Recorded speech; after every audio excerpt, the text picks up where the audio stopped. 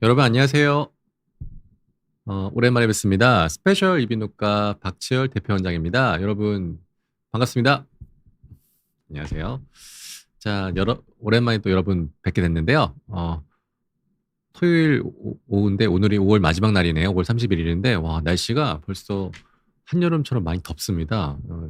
다들 제가 요 전 방송할 때 막 날씨가 좀 쌀쌀하다, 춥다, 선선하다 그 말씀드렸었는데 벌써 어, 계절이 여름으로 달려가고 있고 어, 여러분 구독자분님들 건강 잘 관리하고 계신지 궁금합니다. 자, 제가 오늘 마련한 주제는요.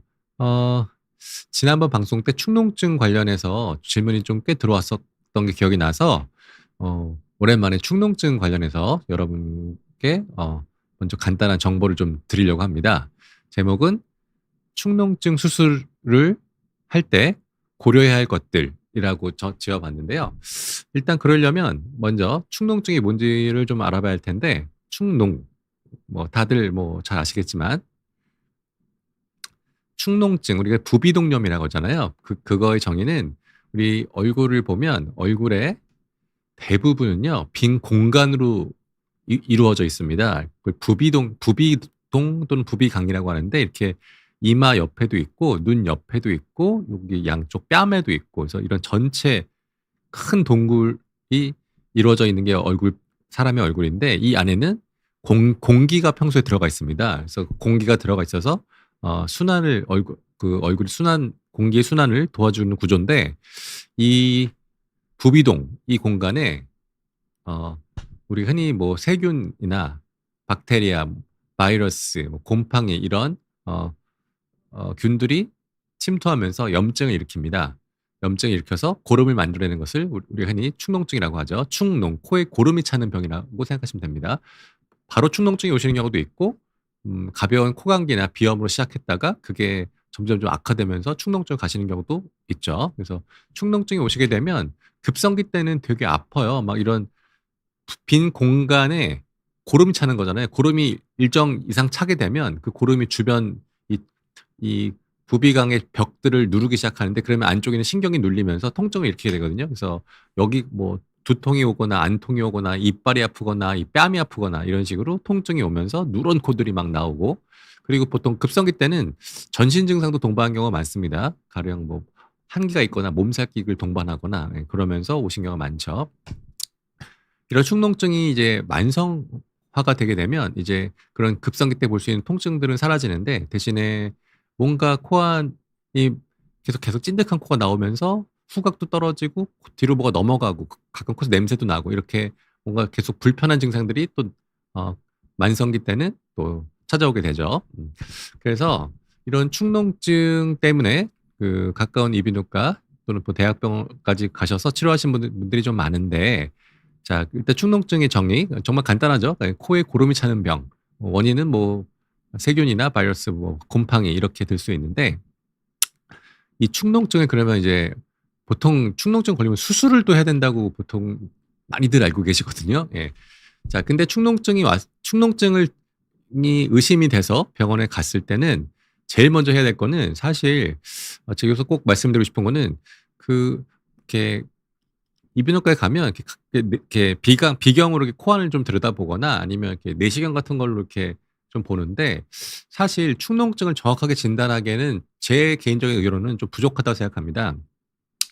반드시 얼굴 CT나 엑스레이를 찍어서 이 부비동 안쪽에 실제로 고름이 차 있는지 안 차 있는지를 정확하게 감별을 해줘야 축농증을 진단할 수 있지.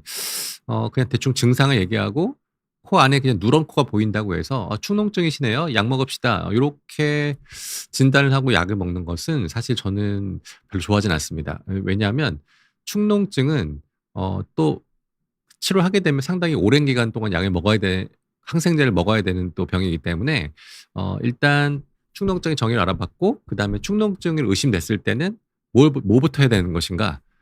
저는 꼭 그 가까운 이비인후과나 병원에 가셔서 얼굴 엑스레이나 CT를 찍어보라고 말씀드립니다. 그래서 거기서 이 부비강 쪽에 확실하게 농이 차 있다고 진단이 되면 그러면 이제 축농증 진단이 되는 거죠.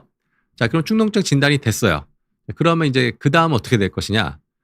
다 수술을 생각하시는 분들이 많은데 사실 그렇지 않습니다. 대부분의 축농증의 90% 이상은 대부분 약물 치료가 1 번입니다. 예.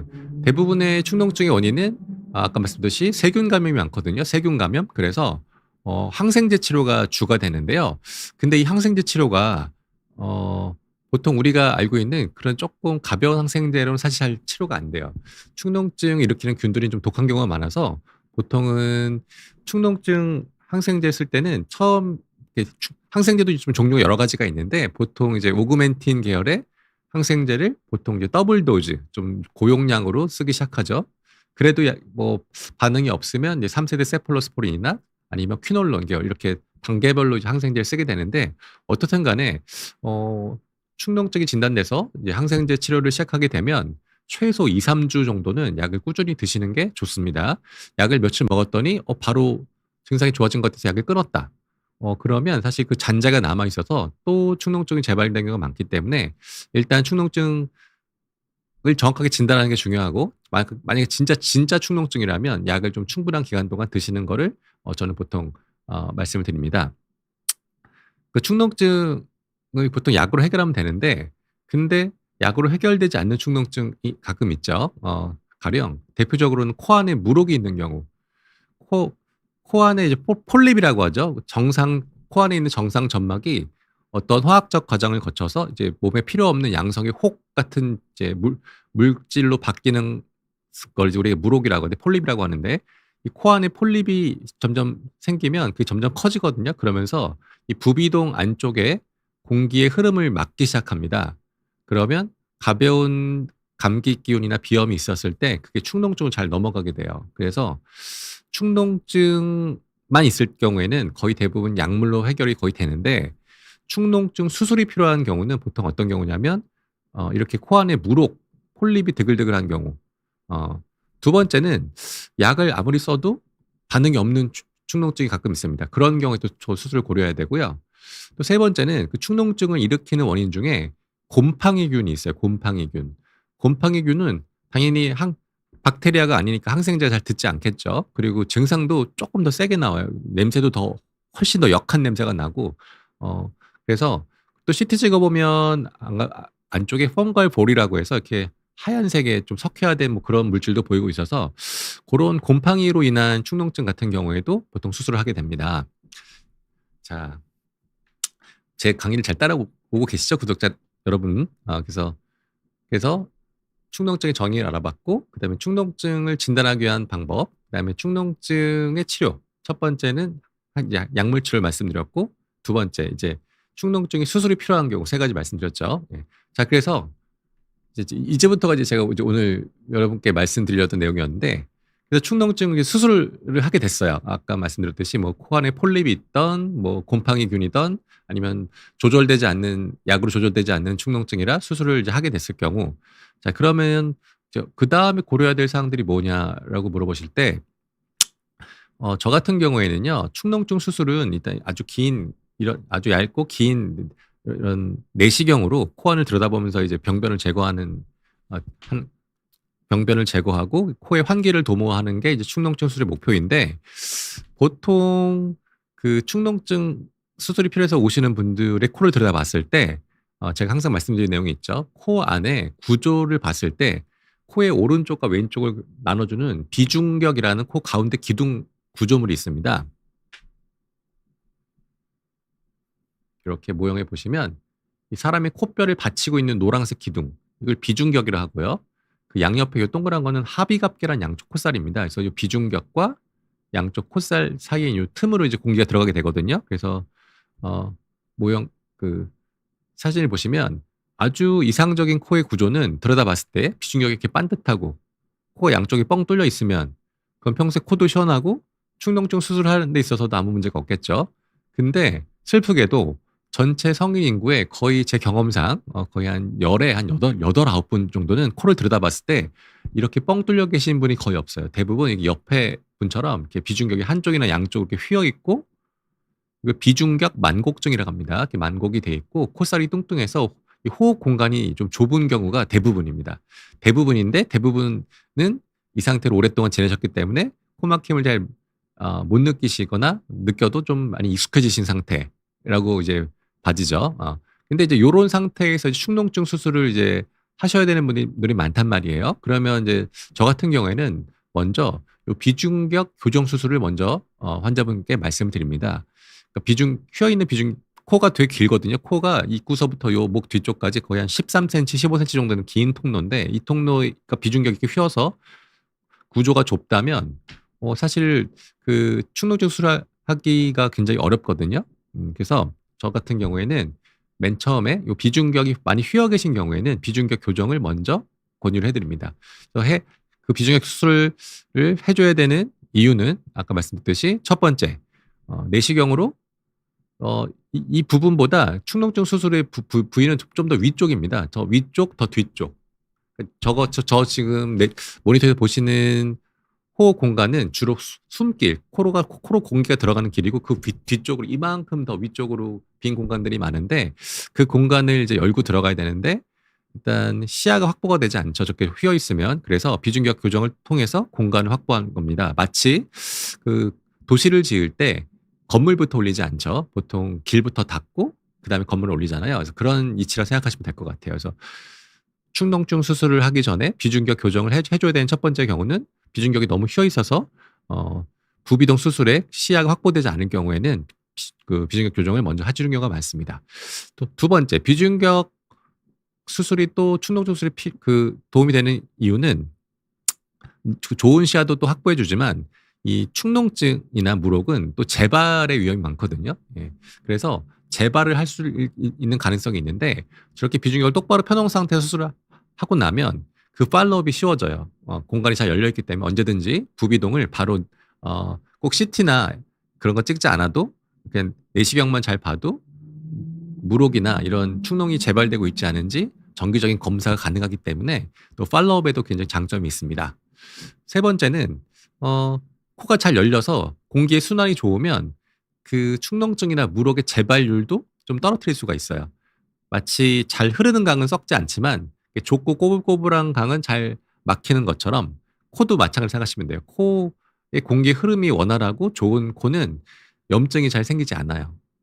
근데 저렇게 비중격이 휘어 있고 코가 꼬불꼬불하고 호흡이 좋지 않은 코가 보통 축농증이나 염증에 좀 취약하거든요. 그래서 비중격을 잘 펴준 다음에 축농증 수술을 했을 경우에는 그 수술의 시야도 좋고, 그리고 그 물혹과 축농증의 재발률도 떨어뜨릴 수가 있고, 또 팔로업도 쉽기 때문에 보통 저는 축농증 수술 앞두고 계신 분들 코가 저렇게 좁으면 먼저 비중격 교정을 먼저 또 권유하는 편입니다. 그리고 또 마지막으로 그러면 비중격 수술을 오케이 알겠어, 해야 될 것 같아. 근데 자꾸 제가 또 말씀드린 게 비중격 수술 먼저 하고 몇 주 있다가 축농증 수술 하자고 말씀드리거든요. 그러면 또 환자분들이 되게 난감해하세요. 아니 나 바빠 죽겠는데 한 번에 끝내지 왜 또 비중격은 또 피고 또 왜 또 몇 주 있다가 또 축농증 하자는 겁니까? 이거 상술 아닙니까? 돈 벌려고 그러는 거 아닙니까? 라고 이제 생각하실 수 있는 환자분들이 있겠죠. 예. 근데 사실 그래서 비중격과 축농증을 동시에 수술해 주는 병원도 있긴 있어요. 뭐 특히 대학병원 같은 거 있을 수 있는데, 저는 개인적으로 좀 반대하는 이유가 지난 방송에도 말씀드렸지만 비중격과 축농증 수술은 동시에 할 수가 없어요. 왜냐? 비중격을 똑바로 핀 상태 직후에는 똑바로 폈어요. 잘 폈어. 그 직후에는 바로 코 안에 코틈 그 아주 두꺼운 그 지혈솜을 넣어놔서 꽉 지혈을 해놔야 되거든요. 아니면 그 비중격 펴놓은 자리에서 피가 차오르면서 비중격이 부풀어 올라요. 이렇게 부풀어 오르기 때문에 그 상태에서는 내시경 수술을 할 수가 없거든요. 그래서 비중격을 먼저 똑바로 핀 상태에서 바로 끝나자마자 바로 안쪽에 큰 지혈솜을 넣어놔서 하루나 이틀 정도 꾹 눌러서 지혈을 시켜야 됩니다. 지혈시키고 보통 저희 병원이 그 다음날 빼는데, 다음날 빼면 이제 피가 멎어 있고 공간이 좀 열려 있거든요. 그 상태에서 뭐 빠르면 뭐 한 일주일 뒤부터 아니면 뭐 한 달 뒤든 저 같은 경우에는 이제 그 비중격 수술을 하고 나서 또 항생제도 쓰잖아요. 그 축농증의 염증이 좀 액티브한 상태에서는 또 수술 들어갔을 때 피가 많이 나고 수술 시야가 좋지 않기 때문에 비중격 수술을 해드리고 항생제를 먼저 며칠 쓰면서 염증 컨트롤 좀 해놓은 다음에 그다음 몇 주 뒤에 이제 충농증 수술 들어가면 깨끗한 시야에서 훨씬 더 염증이 가라앉은 상태에서 좋은 결과를 낼 수 있기 때문에 그렇게 많이 하는데 근데 그 동시에 그럼 하는 병원은 뭡니까? 라고 또 물어보실 수가 있잖아요. 그거는 제 생각에는 어 축농증 수술을 먼저 하고 그다음 비중격을 하시는 걸 가능성이 높아요. 어 비중격을 먼저 펴 놓고 축농증 수술을 할 수도 있겠지만 그러면 비중격에 피가 차오르면서 점점 시야가 좁아지기 때문에 할 수가 없거든요. 그래서 그러려면 사실 그러면 애초에 목표가 다른 거잖아요. 비중격 수술하는 이유가 깨끗한 시야에서 축농증 수술을 하려고 하는 건데 축농증 수술을 먼저 해 버리고 그다음 비중격을 할 거면 애초에 비중격 수술이 필요가 없는 경우인 거죠. 동시에 할 필요도 없는 거고. 그래서 저는 비중격 수술과 축농증 수술을 동시에 하는 거는 말이 안 된다. 비중격 수술을 먼저 해서 깨끗한 시야를 확보한 건 맞는데 바로 할 수가 있는 게 아니고 며칠 동안 소음을 넣어 놓고 지혈을 시킨 다음에 그다음에 해야 된다. 이렇게 환자분께 말씀을 드리죠. 물론 아주 귀찮아하시고 난감해하시겠지만 이게 맞는 방법입니다. 제가 비욘드에서 방송을 정말 몇 년을 했는데 요 얘기를 안 해 가지고 아직도 물어보시는 분들이 좀 많거든요. 오늘 방송을 계기로 많은 분들이 좀 아셨으면 좋겠어요. 예. 축농증 수술을 할 때 고려해야 되는 방법들에 대해서 질문을 드렸는데 사실은 이제 주 포커스는 이거죠. 예. 비중격 수술을 왜 축농증 수술할 때 같이 못 하냐 아니면 꼭 왜 해야 되냐 요런 것들을 이제 물어보시는 분들이 많으신데 오늘 제 방송이 좀 도움이 되셨으면 좋겠습니다. 자, 이게 간단하게 강의하려고 했었는데 벌써 시간이 빨리 많이 지나갔네요. 예. 자, 항상 제가 그 여러분께 Q&A 그 질문해 주시면 답하는 시간이 너무 짧아 가지고 오늘 좀 간단하게 준비하려고 했었는데 또 말이 길어졌습니다. 자, 요 정도로 제 강의를 끝내도록 하고 이제 그 구독자분께서 이비인후과에 대해서 궁금하셨던 점 있죠? 그거를 이제 여쭤봐 주시면 제가 이제 답하는 이제 Q&A 시간을 갖도록 하겠습니다. 그전에 물을 좀 마시도록 하겠습니다.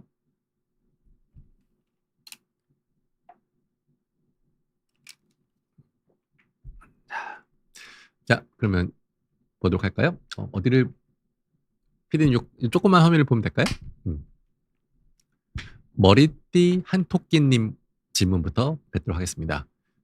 비중격 수술 예약을 잡았는데요. 축농증도 수술해야 할 것 같다고 하는데 축농증은 수술해도 재발하지 않나요? 꼭 해야 할까요? 라고 물어보셨네요.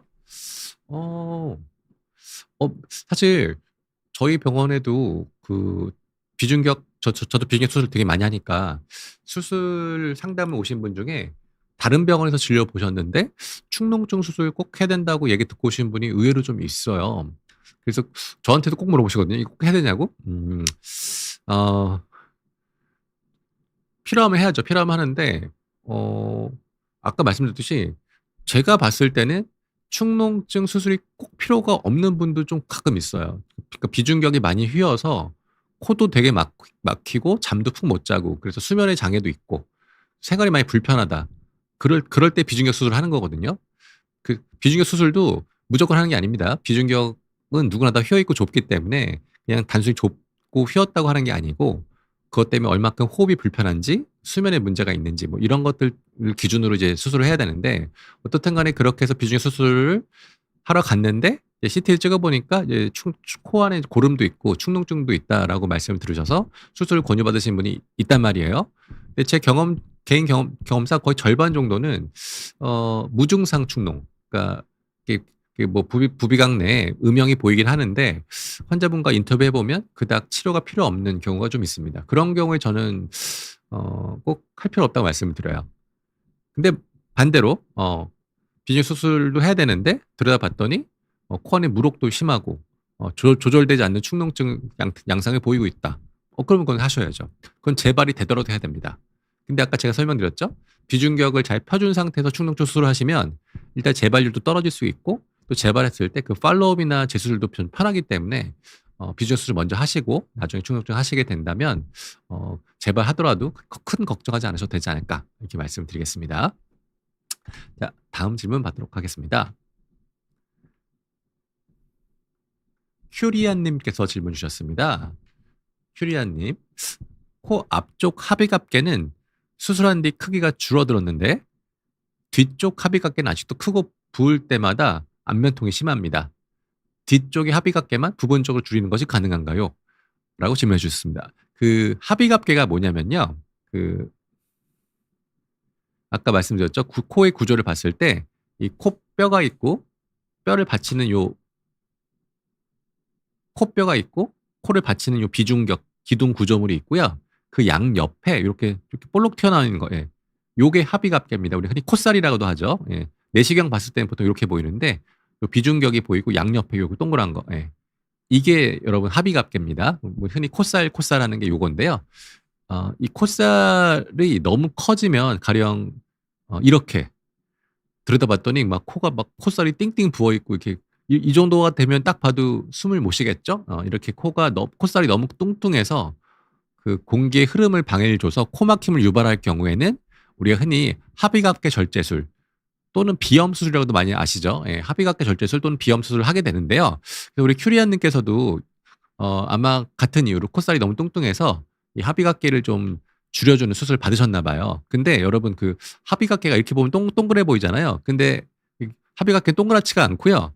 코는 옆에서 보면 아주 길거든요. 뒤에까지 한 3, 4cm 정도 되기 때문에 이 합의각계도 이런 동그란 상처 형태가 아니고 뒤로 쭉 원통형으로 이렇게 길게 이어져 있거든요. 그래서 합의각계는 앞에만 동그란 코스가 이렇게 동그란 게 앞에만 있는 게 아니고 뒤에까지 쭉 연결돼 있어요. 원통형으로. 예.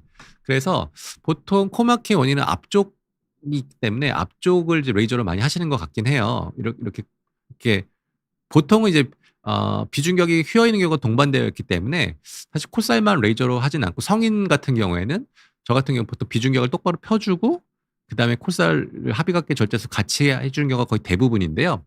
어떻든 간에 이렇게 수술을 해서 코 뒤쪽까지 열리면 좋은데 우리 큐리안님께서는 앞쪽만 하고 뒤쪽은 많이 못 하셨나 봐요. 그때 뒤쪽만 따로 하시면 됩니다. 뒤쪽을 따로 하시면 되는데 일단 진짜로 꼭 해야 되는지를 한번 좀 판단을 다시 해보는 건 좋을 수도 있어요. 그리고 뒤쪽 할 때 좀 조심할 게 이 합의각계 앞쪽보다 뒤쪽으로 좀 더 혈관들이 많이 지나가거든요. 그래서 좀 출혈의 위험이나 요소들이 좀 있기 때문에 좀 조심해서 하긴 해야 돼요. 그래서 과연 들여다봤을 때 진짜 뒤쪽이 하나도 교정이 안 돼서 꼭 해야 되는 상태인지를 한번 먼저 체크를 해보시고 필요하다면 하면 되는데 혈관이 좀 많으니까 좀 조심해서 하면 된다. 이렇게 말씀드리겠습니다. 자, 다음 질문 받아볼까요?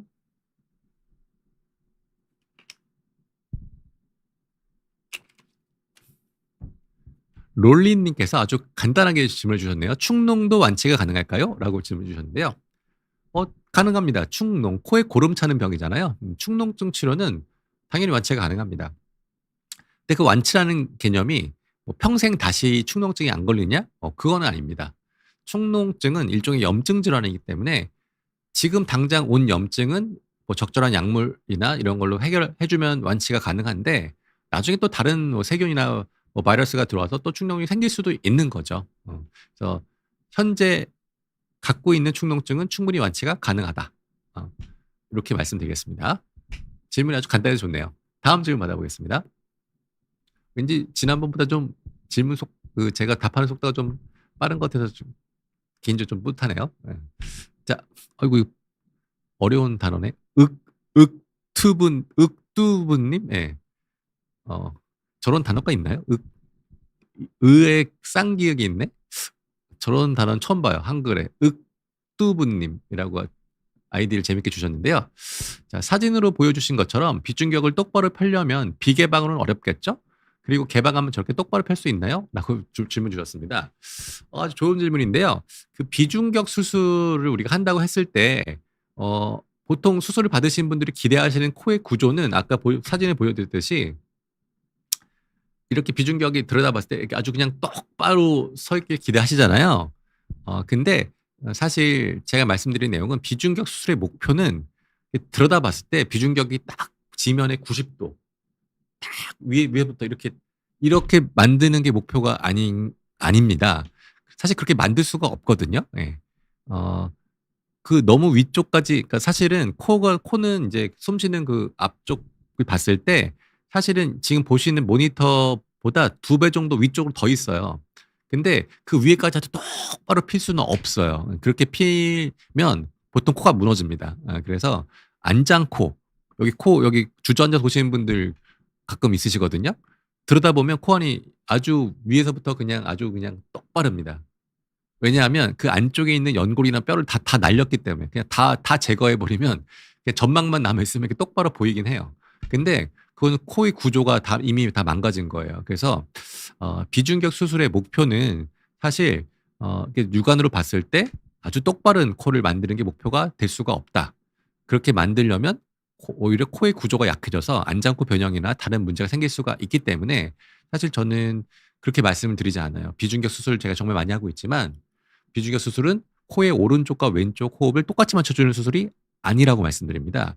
코로 들어갈 수 있는 가장 이상적인 공기의 양을 확보해 주는 게 이 수술의 진정한 목표지, 내가 느꼈을 때 이렇게 숨 비교하시거나 손가락 넣어보시면 되게 많거든요. 그래서 좌우호흡이, 내가 느꼈을 때 좌우호흡이 똑같아져야 되거나 내시경 CT를 찍었을 때 아주 위에서부터 그냥 일직선으로 똑바로 하는 걸 목표로 한다? 그건 불가능하다고 말씀드립니다. 그래서 비중격 수술의 진정한 목표는 코의 오른쪽과 왼쪽 호흡을 똑같이 맞추는 것도 아니고, 그리고 우리 욱두부님이 원하시는 것처럼 이렇게 일자로 하는 것도 목표가 되지 않는다. 그건 기본적으로 불가능하다.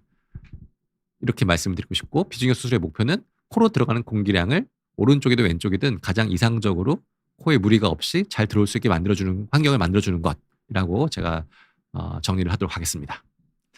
자, 다음 질문 받아보도록 하겠습니다. 다음 질문이 없나요?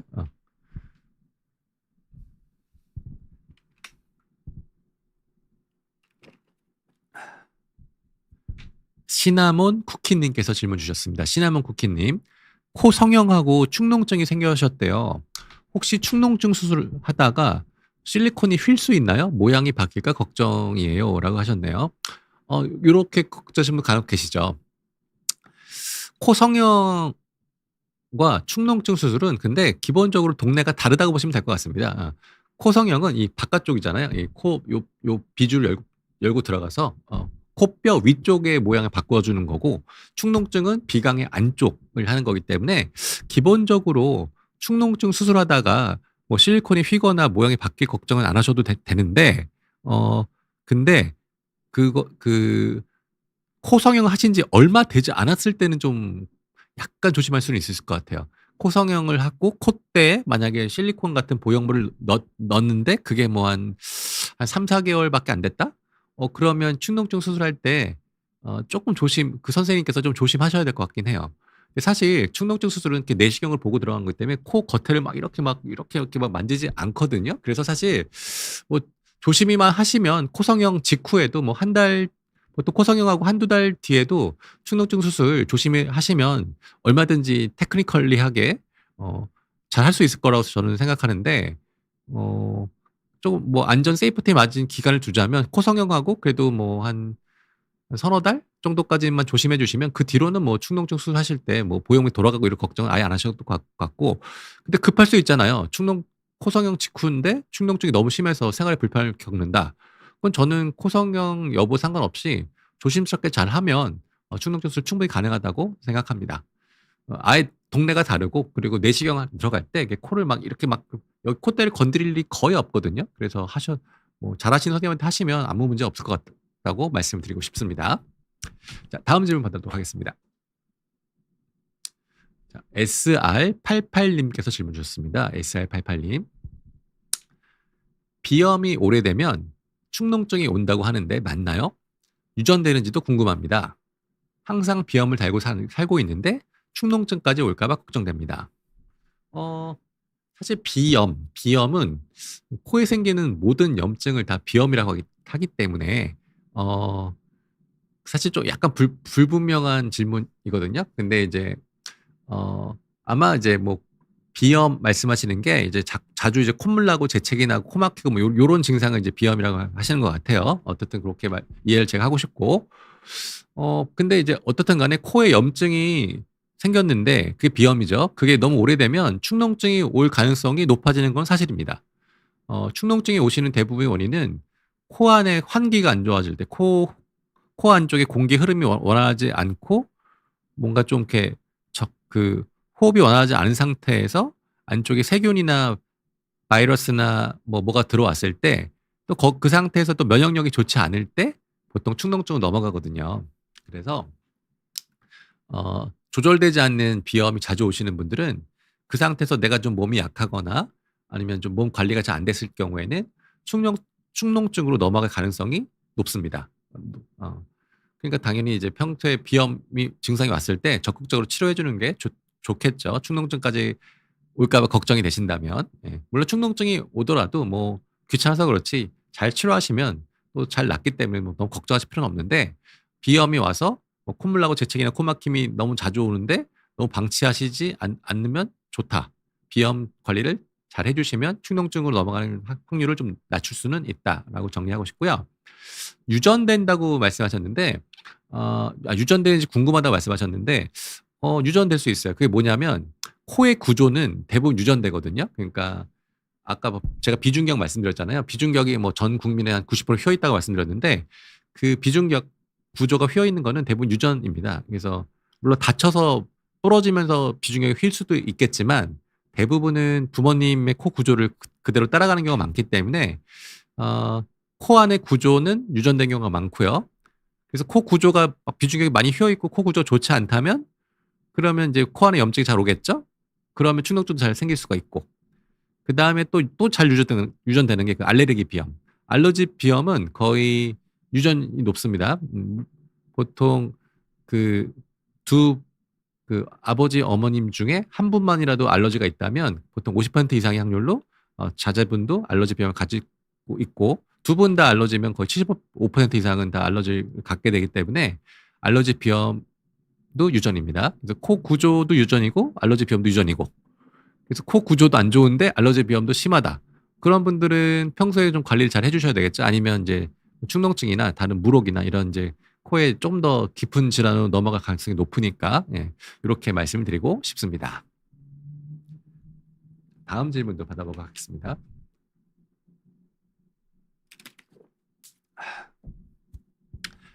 밤색 곰님께서 질문 주셨습니다. 안장코 재건 수술을 하셨대요. 안장코 여러분 뭔지 아까 말씀드렸죠? 여기 말안장이 이렇게 파였잖아요. 그래서 이 콧등 중간 이 부분이 꺼지는 현상을 이제 안장코라고 하는데요. 보통 이제 다쳐서 생기신 경우도 있고 아니면 우리가 흔히 얘기하는 비중격 교정 수술을 좀 무리하게 받을 경우, 비중격을 너무 위쪽까지 막 아까 흑두분님께서 말씀하셨듯이 비중격을 너무 이제 똑바로 위에까지 다 피려고 위에까지 너무 손대다 보면 이제 무너지거든요, 기둥이. 예. 비중격은 코의 기둥입니다, 기둥. 그래서 기둥을 너무 많이 깎거나 손을 대면 무너져요. 무너지면 생기는 게 이제 안장코입니다. 그래서 안장코가 발생하는 이유는 뭐 다쳐서 생길 수도 있고 비중격 수술을 너무 위쪽까지 무리하게 받을 경우 보통 생깁니다. 네. 그래서 아마 생기셨나 봐요, 밤새곰님이. 그래서 그거를 이제 재건 수술을 하셨대요. 이틀이 되셨고 콧구멍 가로폭이 엄청 커졌대요. 겉에 있는 솜은 빼긴 했는데 가로폭도 줄어드나요? 라고 물어보셨네요. 이게 무슨 얘기일까? 콧구멍의 가로폭? 안장코 제거는 여기 꺼진 거를 재건하는 거고, 이 콧구멍 사이즈는 사실 그건 따로 아마 코끝의 오그멘테이션, 코끝 성형을 따로 받으셨나 봐요. 그러니까 이제 보통 안장코 교정은 보통은 이제 안장코 교정 방법은 또 여러 가지가 있는데 수술이잖아요. 그러니까 이건 코 성형에 해당되거든요. 이제 코를 이제 비개방이든 개방이든 열고 들어가서 여기다 이제 뭐 연고를 채워주던 뭘 채워주던 이렇게 빈 꺼진 부분을 채워서 이제 매끄럽게 보이게 하는 게 이제 안장코 재건 수술의 주 목표인데, 그거만 하신 게 아니고 콧구멍 사이즈를 얘기하신 거 보니까 아무래도 이제 열고 들어갔을 때 안장코 재건만 한 게 아니고 코끝의 변화를 같이 하신 것 같아요. 그래서 코끝 성형을 같이 하신 것 같고, 그래서 콧구멍 사이즈가 좀 변화가 됐다고 생각하신 것 같고, 그거는 안장코 재건 수술과는 관계 없는 거죠. 코끝 성형을 따로 하신 거기 때문에. 그래서 뭐 그것 때문에 사이즈가 달라 보인다고 하셨는데 뭐 그건 제가 어떻게 수술하는지를 알 수가 없어서 여기서 뭐라고 말씀드리기가 어렵습니다. 뭐 선생님께서 잘 해주셨다면, 뭐 마음에 드시게 해주셨다면 뭐 좋아지지 않을까 생각합니다. 자, 다음 질문 받아보도록 하겠습니다. 물을 좀 마시고 할까요?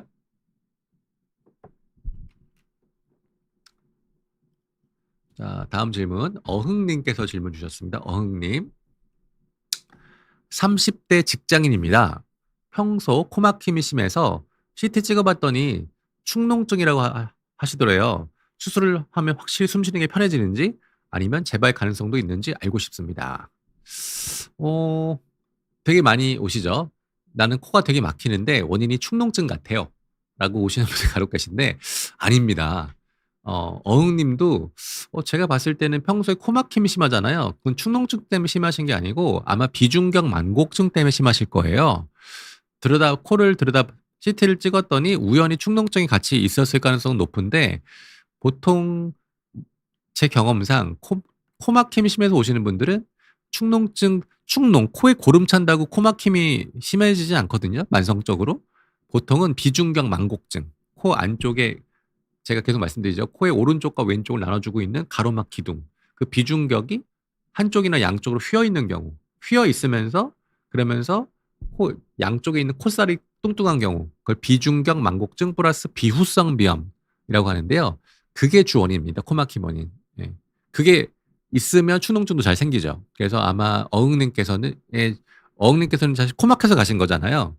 코막혀서 간 거니까 사실은 축농증 수술이 필요 없을 수도 있어요. 비중격 교정하시고 합의각계 절제술 그리고 비염 수술 하시면 아마 이 코막힘을 해결할 수 있을 것 같고, 근데 축농증이 심해서 코막힐 수도 있는 경우는 이제 코 안에 물혹이 너무 심해서 코 안에 물혹이 정말 심하면 이 코 밖까지 튀어나오거든요. 그러니까 너무 이제 방치를 하셔서 물혹이 너무 자라서 이 물혹이 코 바닥까지 내려간 경우에는 이제 코막힘이 원인이 될 수가 있어요.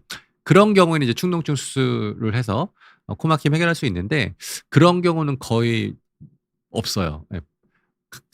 그래서 만약에 지금 제가 이 질문 보고 정확한 그 상황을 판단 못하겠지만 아마 제 경험상 어흥님께서의 코막힘의 주 원인은 비중격 만곡증과 비후성 비염일 것이다.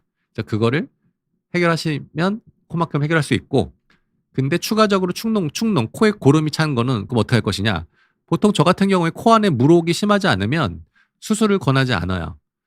비중격 수술을 먼저 하고 나서 어차피 한 1, 2주 정도 항생제를 쓰거든요. 그때 이 축농증을 같이 말려드리겠다. 이렇게 말씀드려요. 그러면 거의 한 10에 9분은 비중격 수술하고 코가 뻥 뚫려서 코막힘 해결하시고 그리고 추가적인 축농증 수술 없이 약으로 해결하시는 경우가 대부분입니다. 그러면 좋죠. 끝. 네. 만약에 약을 썼는데도 축농증이 안 마르고 코 안에 물혹이 잔뜩 있고 그렇다? 그러면 그때 이제 비중격 수술 하시고 한 달쯤 있다가 그때 축농증 수술을 고민할 수도 있다. 이렇게 정리하고 싶습니다. 제가 아까 초반에 말씀드렸듯이 비중격 수술과 축농증 수술을 동시에 못 하거든요. 비중격 수술을 한 직후에는 비중격 내 피가 차오르기 때문에 절대 내시경으로 축농증 수술을 할 수가 없어요. 시야가 안 나오기 때문에. 그래서 비중격 수술을 먼저 하고 그리고 몇 주 있다가 축농증 수술을 하게 되는데 어흥님께서는 아마 제가 봤을 때는 축농증 수술까지는 필요가 없을 경우가 좀 더 있을 것 같긴 합니다. 이해가 되셨을까요? 네. 정 모르겠으면 한번 찾아오시면 제가 또 봐드리도록 하겠습니다. 자, 다음 질문 받도록 하겠습니다. 동원 참치님께서 질문 주셨습니다. 안녕하세요, 원장님. 70대 어머니가 만성 축농증 진단을 받으셨대요. 고혈압이랑 당뇨도 있으시대요. 술 자체보다 전신마취나 출혈 위험이 더 걱정되는데 고령자에게 축농증 수술이 안전한지 어떤 점을 따져봐야 하는지요? 라고 아주 좋은 질문을 주셨습니다. 70대 어머님께서 만성 축농증을 진단받고 수술을 권유를 받으셨나 봐요. 근데 사실 만성 축농증이 무조건 수술을 해야 되는 상태는 아닐 수 있어요. 저 같은 경우에는 이제 뭐 증상이 어떻게 건강검진 같은 거 하시다가 코 안에 뭐 이런 거 보인다고 해서 의뢰받아서 오신 분들 꽤 계시거든요. 그건 저는 이제 잘 들여다보죠. 들여다보고 그다음에 환자분의 이런 제너럴 컨디션이나 히스토리나 증상을 꼼꼼하게 따진단 말이에요.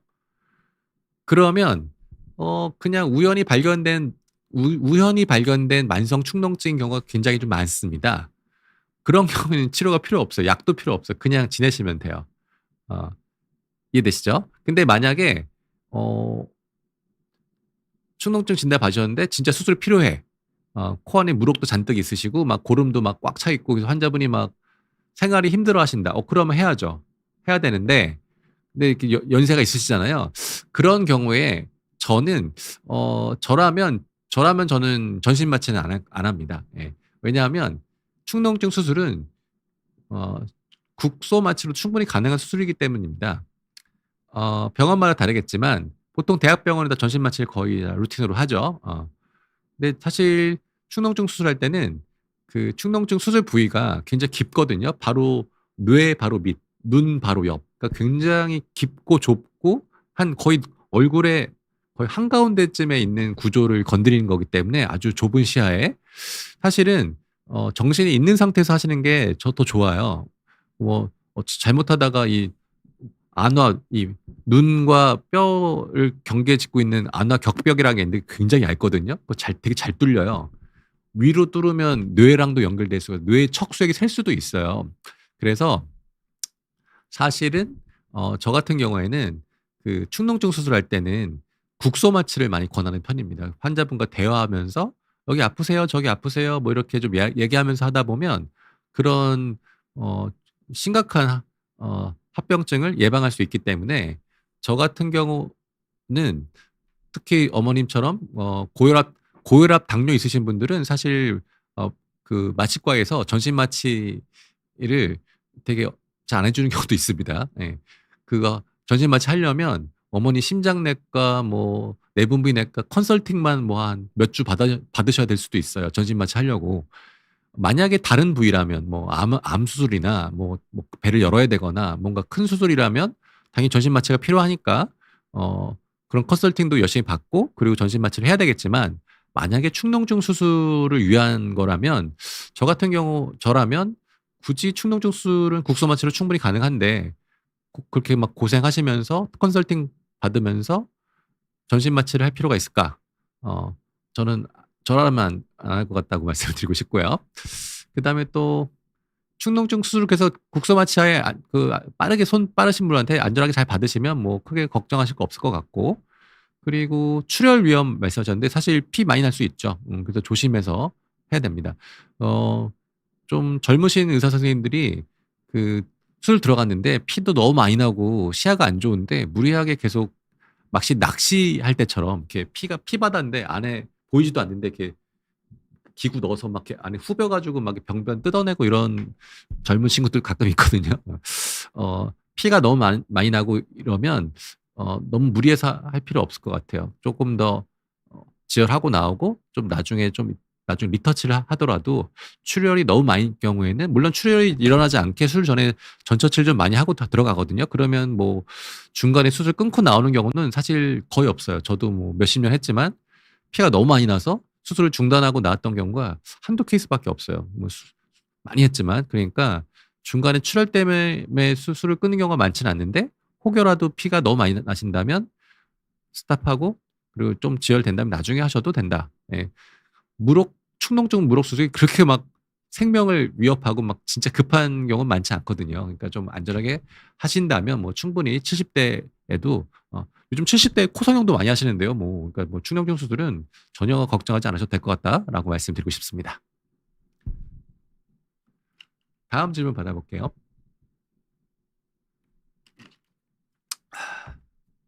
오늘은 그래도 굉장히 질문에 답을 좀 많이 할 수 있어서 굉장히 개인적으로 기분이 좋습니다. 자, 권휘님. 안녕하세요, 쌤. 질문 드립니다. 알레르기가 꽃가루 먼지 청소하다가 재채기가 햇빛이랑 창문 열면 재채기가 수없이 나오더라고요. 말이 조금, 예. 이게 뭔 얘기냐? 그러니까, 어,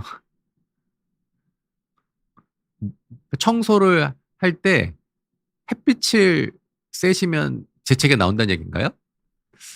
어, 아니면, 그러니까 우리가 청소할 때 창문 열고 환기시킨 다음에 하잖아요. 그래도 이제 먼지가 나니까 먼지가 이제 보통 이제 먼지가 코 안에 들어가면 그 코 점막을 자극해서 이제 재채기 콧물이 날 수가 있죠. 예. 근데 우리 권희님은 혹시 그건지 아니면 햇빛을 쐬서 그런 건지 헷갈린다고 말씀하시는 것 같고 그거는 저도 잘 알 수가 없습니다. 어 햇빛을 쐈을 때 콧물 재채기가 나오는 경우는 저는 아직까지 못 봤어요. 그러니까 햇빛 알러지는 피부 쪽에 많이 있잖아요. 햇빛을 받으면 피부 쪽에 큰 문제가 생기는 이제 면역 질환 있으신 분들은 꽤 있죠. 꽤는 아니지만 간혹 볼 수가 있죠. 근데 햇빛에서 콧물 재채기가 나시는 거냐고 물어보시면 아직까지 제 경험상은 없으시거든요. 예. 아마 햇빛 때문이 아니고 저기 꽃가루나 먼지 같은 것들이 이제 코 점막을 자극해서 콧물 재채기가 나시는 게 아닐까. 그게 또 확률이 좀 높지 않을까라고 저는 생각합니다. 자, 다음 질문 받도록 하겠습니다.